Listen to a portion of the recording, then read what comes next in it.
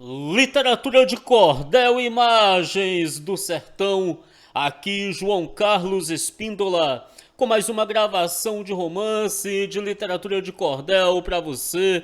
E dessa vez, meu amigo, minha amiga, nós vamos gravar aqui o cordel de número 534, de um total de 1000 romances de literatura de cordel que nós pretendemos gravar aqui no canal Imagens do Sertão. Mas antes eu quero mandar aqui um abraço para alguns seguidores. Primeiro aqui para o Antônio Cássio e Rodolfo Meirelles, filho do Antônio Cássio. Pessoal, se algum nome estiver errado, a gente pede desculpa, tá bom? Então aí abraço para o Antônio Cássio e Rodolfo Meirelles, filho do Antônio. Abraço para o Sigefredo Pacheco, lá no município do Piauí. E para a família da Dona Tília, moradores de Pajeci. Se tiver errado também, eu peço desculpas aí. Alô para a esposa do Ednei Moreira, Maria Neuza. Grande abraço aí, meu querido Ednei Moreira. Abraço para sua esposa Maria Neuza e os sogros, Maria Conceição e Antônio Cobó, que eles ouvem a gente lá da Fazenda Teobaldo, município de Mairi, Bahia, na região norte da Bahia. Essa região é a região do cacau, meu grande amigo, será que é? A região do cacau. Abraço para Valmir Silva Novaes. Abraço para o senhor Nezim, deficiente visual. O seu Nezim, pessoal, ele ficou cego, né? E aí, uma das diversões dele é nos ouvir aqui no canal Literatura de Cordel, Imagens do Sertão. Grande abraço aí, meu querido senhor Nezim. Obrigado pela audiência e pela paciência de nos ouvir aí. Grande abraço para todos vocês. Então, como eu disse, nós vamos ler aqui o cordel de número 534, de um total de 1000 cordéis que nós pretendemos gravar aqui no canal. Obrigado aí pelos mais de 9.000 inscritos no canal Literatura de Cordel e Imagens do Sertão. Se você ainda não é inscrito, inscreva-se no canal, ative as notificações do YouTube, o sininho do YouTube, para que o YouTube possa te avisar toda vez que nós gravarmos aqui um novo romance de literatura de cordel. Nós vamos gravar aqui um cordel do autor proprietário Manuel Camilo dos Santos, Abel e Margarida. É isso mesmo, Abel e Margarida é o romance, né? E o autor proprietário é o Manuel Camilo dos Santos. Deus, meu grande protetor, me inspira toda a vida, agora mesmo me deu uma lembrança florida para eu criar um romance de Abel e Margarida. A falsidade é volúvel, a qual a ninguém socorre, a verdade é pura e fixa e seu valor nunca morre.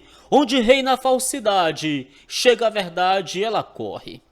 Houve alguns anos passados na capital de Paris um verdugo ou um carrasco de nome Pedro Muniz, que muitos anos exercera este seu cargo infeliz.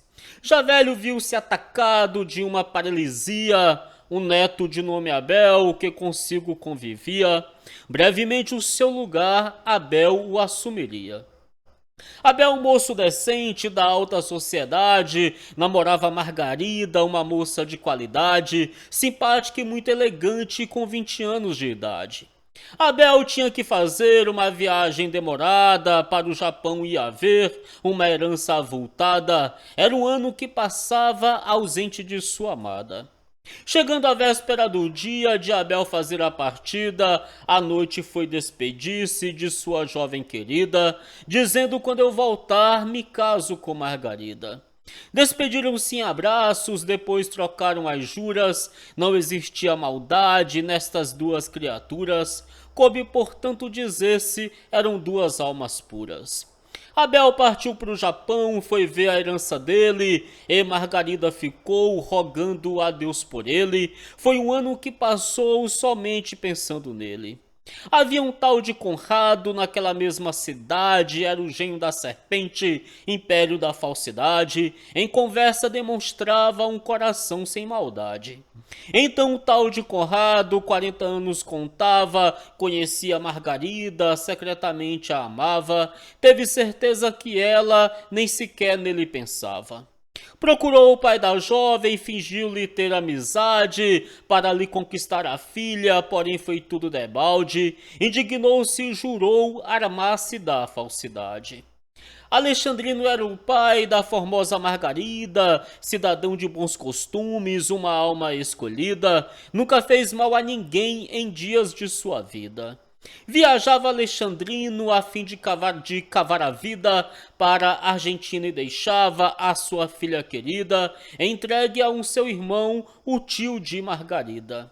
Um dia que Alexandrino partira para a Argentina, Conrado ficou dizendo: hei de cumprir minha sina, farei todo o impossível para desposar aquela menina. Conrado ainda pensou em matar o noivo dela assim que ele chegasse, antes de falar com ela. Depois refletiu dizendo: vou armar outra esparrela. Na noite do mesmo dia que Alexandrino saiu, Conrado na porta dele, passando na sala viu, um chapéu de Alexandrino com jeito adquiriu. À 1 da madrugada, Conrado em silêncio entrou na casa de um lojista, dormindo assassinou, o chapéu de Alexandrino junto do morto deixou. Roubou mais 22 contos do morto Joaquim Rufino, saiu dizendo o chapéu, diz quem é o assassino, só assim por este meio eu cumprirei meu destino. Também o pai de Abel tinha sido assassinado há uns 2 anos atrás, porém não foi encontrado o autor de sua morte, tanto que foi procurado. Tinha sido tal Conrado que ao pai de Abel matou, e 4,5 contos, dessa vez também roubou, e o anelão do morto com iniciais levou. O miserável assassino, alma negra e infiel, na carreira do chapéu, também deixou o anel, para dizer que Alexandrino matou o pai de Abel.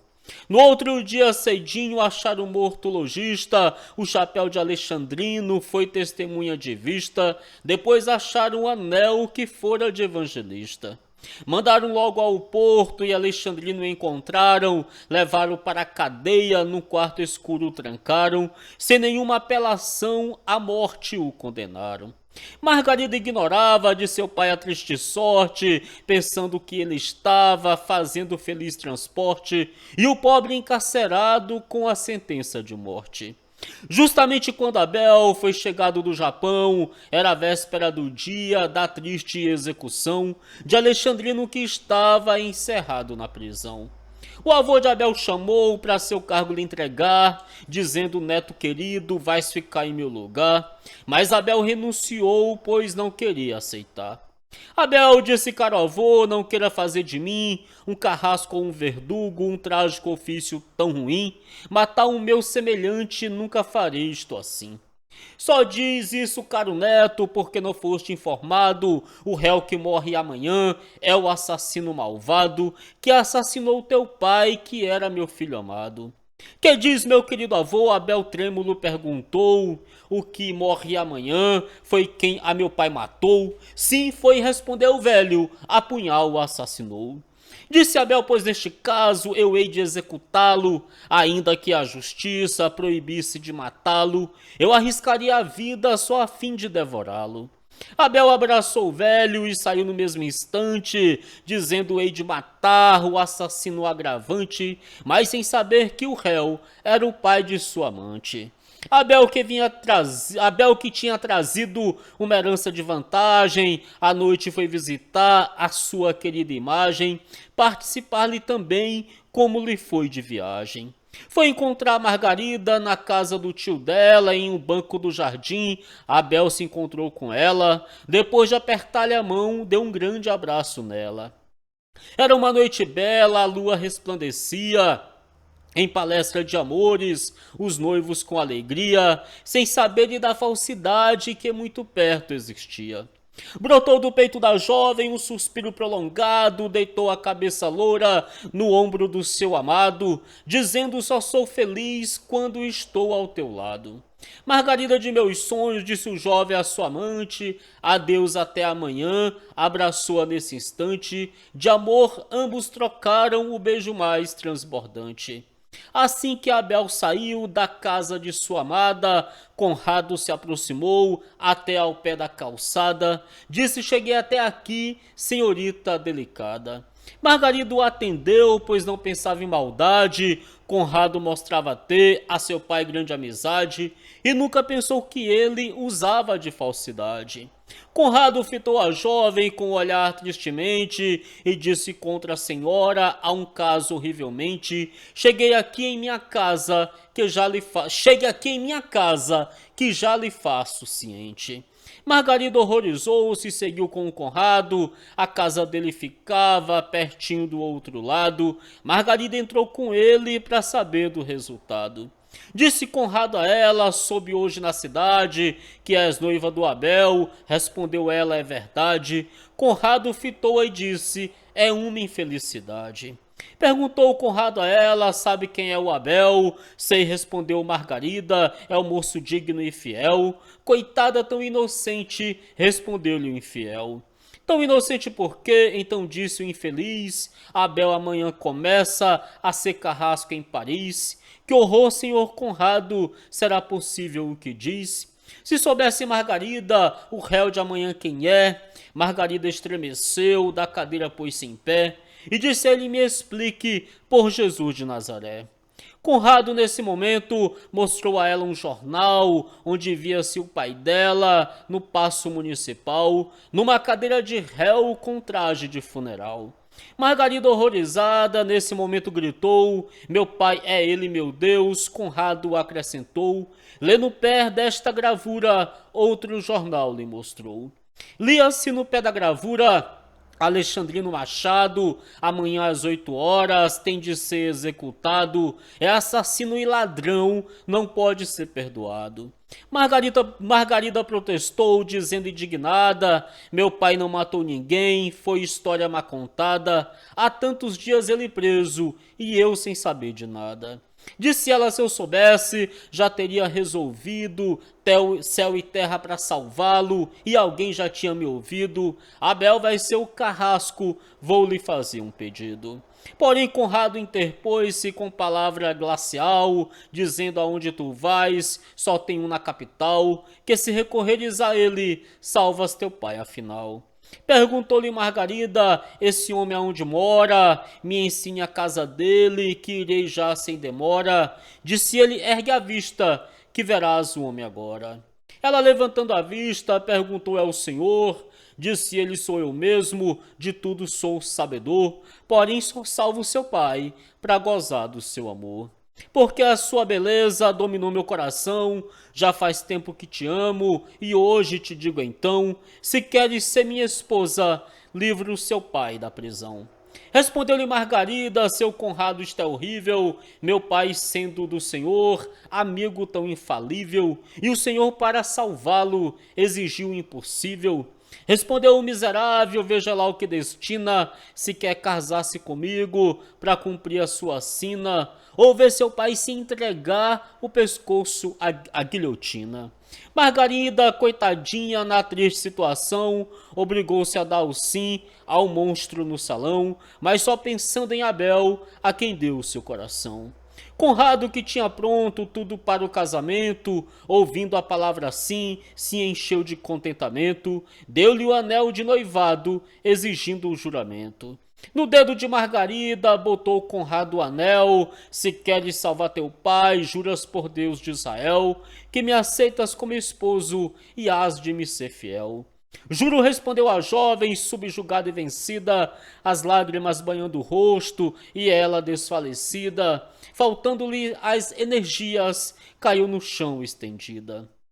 O canalha inclinou-se, beijou a desditosa, dizendo: parece um anjo, ô criatura amorosa, todos me invejarão de uma mulher tão formosa.